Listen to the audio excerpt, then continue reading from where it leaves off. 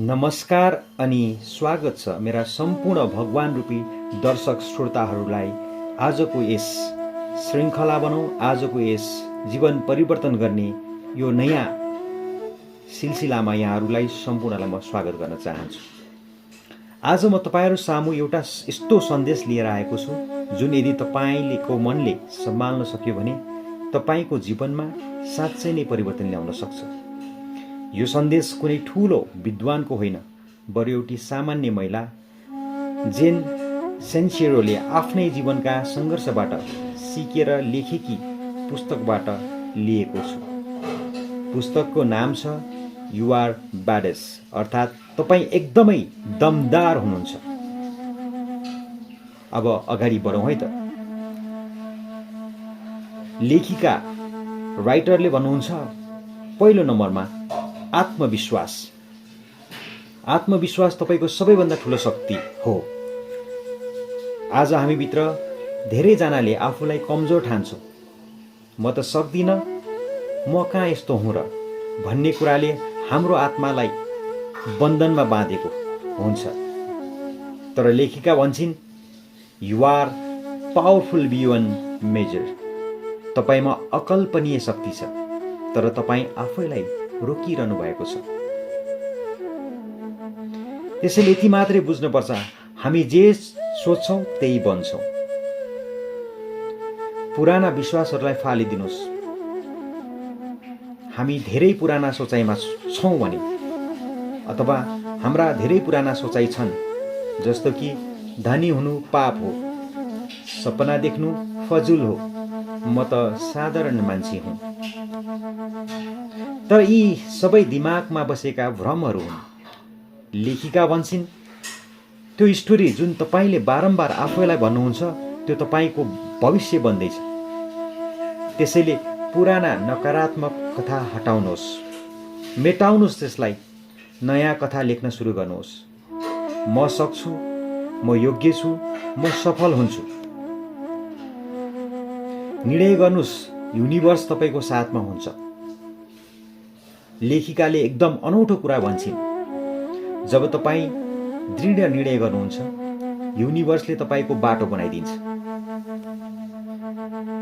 यो धर्मको कुरा होइन, यो सोचको कुरा हो।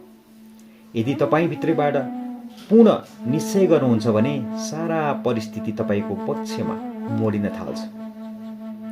जस्तै कि तपाईँ सोच्नुहोस् म विदेश जान चाहन्छु, अनि तपाईँ त्यस अनुसार तयारी गर्नुहोस्।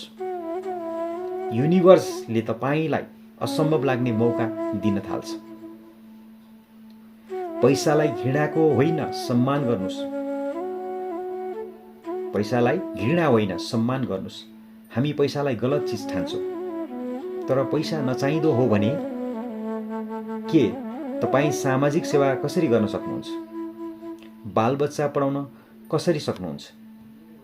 त्यसैले पैसा स्वतन्त्रता हो, स्रोत हो र अवसर हो।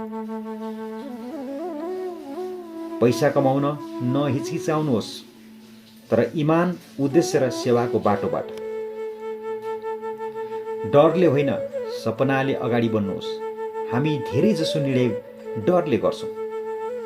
के होला, लाज लाग्छ, फलानुले के भन्छ, होइन, तर जेन भन्छन् if it scare you and excites you at the same time it might be worth doing. त्यसैले डर लाग्छ भने पनि अगाडि बढ्नुहोस्। असफलता भनेको सिकाइ हो, हार होइन। जुन कुराले तपाईँलाई डर पनि लगाउँछ र सोही समयमा तपाईँलाई एकदम एक्साइटेड, उत्तेजित पनि बनाउँछ भने सायद त्यसबाट केही नयाँ परिणाम आउन सक्छ। डर लाग्छ भने पनि अगाडि बढ्नुहोस्। असफलता भनेको सिकाइ हो, हार होइन। लेखिका भन्छ आफूलाई प्रेम गर्नुहोस्, त्यो पनि बिना शर्त अथवा शर्त बिना। हामी अरूलाई त धेरै माया गर्छौँ, तर आफूलाई अपमान गर्छौँ, दोष दिन्छौँ, सधैँ अरूसँग तुलना गर्छौँ। तर लेखिकाले भन्छन् self love is the foundation of all success. तपाईँले आफूले आफूलाई माया गर्नु भनेको त्यो तपाईँको पुरै जीवनको सक्सेस अथवा सफलताको जग हो। आफूप्रति माया गर्नुहोस्, दैनिक एफर्मेसन गर्नुहोस्, म राम्रै छु, म लायकको छु, म सफल हुँदैछु। त्यसैले तपाईँ साँच्चै दमदार हुनुहुन्छ। त्यसैले तपाईँ साँच्चै नै दमदार हुनुहुन्छ। आफूभित्र आफूले आफूलाई सधैँ प्रेरणा दिनुहोस् र सोच्नुहोस् सधैँ, जसरी लेखिका भन्छन्, म राम्रै छु, म लायककै छु, म सफल हुँदैछु। मेरो सफलतालाई कसैले रोक्न सक्दैन। म यो संसार जित्न सक्छु। ममा त्यो शौर्य, त्यो शक्ति छ। आत्मविश्वास राख्नुहोस्। आजैबाट काम गर्न अगाडि बढ्नुहोस्। ठुलो सपना देख्न सिक्नुहोस्। सपनालाई पुरा गर्न तत्पर रहनुहोस्। तपाईँ साँच्चै नै दमदार हुनुहुन्छ। तपाईँ साँच्चै नै दमदार हुनुहुन्छ। आजको वचन सुनेर तपाईँले के बुझ्नुभयो?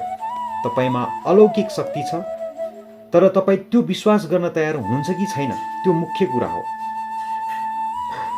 The moment you start acting like life is a blessing, it start acting like one. त्यो विश्वास गर्न तयार हुनुहुन्छ कि छैन, त्यो मुख्य कुरा हो। यदि तपाईँलाई आजको सन्देशले केही छोयो, केही सोच्न बाध्य बनायो भने कृपया लाइक गर्नुहोस्। तपाईँको मनको भावना कमेन्टमा लेख्नुहोस्। यो प्रेरणादायी सन्देश सेयर गर्नुहोस् ताकि आफ्ना साथीभाइ समक्ष र उहाँहरूलाई पनि आफ्नो जीवनमा केही गर्ने एउटा साहस, एउटा प्रेरणा मिलोस्। अनि यस्तै विचार र प्रेरणा पाउनको लागि कृपया मेरो च्यानललाई चाहिँ सब्सक्राइब गर्न नबिर्सिनुहोला है। धन्यवाद। तपाईँका हरेक कदममा उज्यालो होस्। जय होस् आत्मविश्वासको, जय होस् तपाईँको यात्राको। शुभ समय। धन्यवाद।